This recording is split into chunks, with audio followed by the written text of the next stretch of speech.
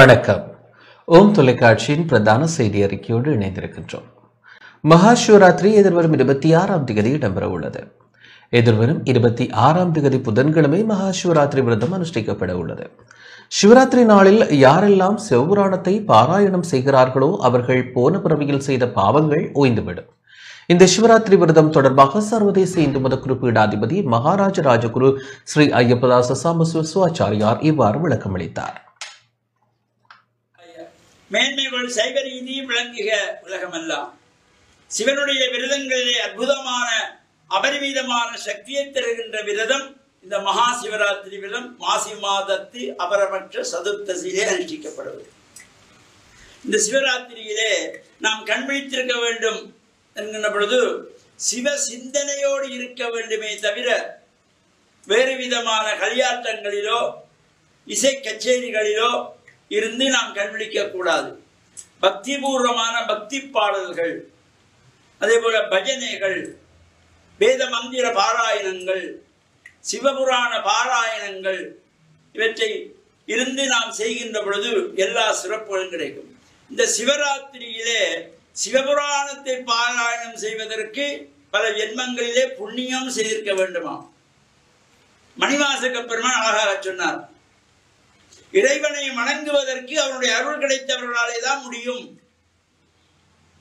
அவன் அருளாலே அவன் தாழ் வணங்கி அவர் அந்த அவனுடைய அருளை எப்படி நாம் பெறுவது என்கிற பொழுது அதற்கு முதல் வரியிலே சொல்கிறார், சிவன் அவன் என் சிந்தையுள் நின்ற அதனால் அவன் அருளாலே அவன் தாழ் வணங்கி.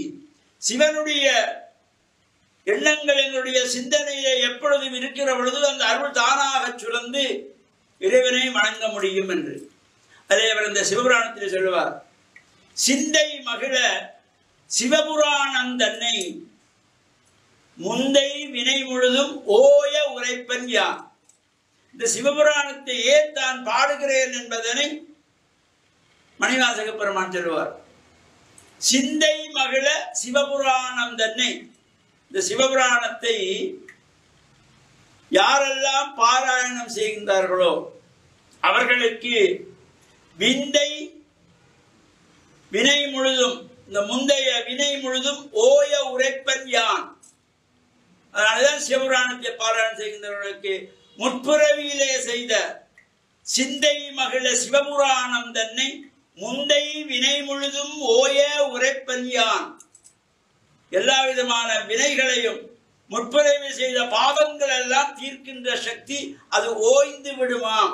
அதனாலே முற்புறவில் செய்த தீவினைகள் ஒளிந்து விடுவதல்ல, ஓய்ந்து விடுவது. ஓய்ந்து விடுவது என்பது சற்று ஆறுதலாக வருவது. எனவே இந்த சிந்தை மகிழ சிவபுராணம் தன்னை முந்தை வினை முழுதும் ஓய உரைப்பன் யான் என்று அழகாக சொல்லுவார். இறைவனை ஜோதி வடிவமாக போற்றியவர் மணிவாசக பெருமான். ஆதியும் அந்தமும் இல்ல அரும்பெரும் ஜோதி என்று திருவம்பாவையிலே ஆரம்பிப்பார். இறைவன் கோழி சிலம்ப சிலம்பும் குருவங்கும் ஏழியம்பை எம்பும் பெண் சங்கங்கும் கேளில் பரம் சோதி கேளில் பரம் கருணை என்றார். இறைவன் ஜோதி வடிவமாக தோன்றியதை பல இடங்களிலே மணிவாசக பெருமான் ஜோதியாக இருந்து அருள் புரிந்தார் என்று சொல்லுவார்.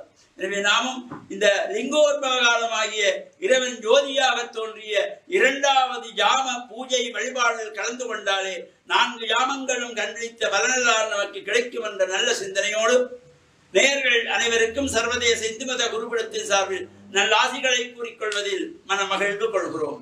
ஓம் நமச்சிவாய. சிவாய நம ஓம். இத்துடன் இந்த செய்தி அறிக்கை நிறைவடைகின்றது. வணக்கம்.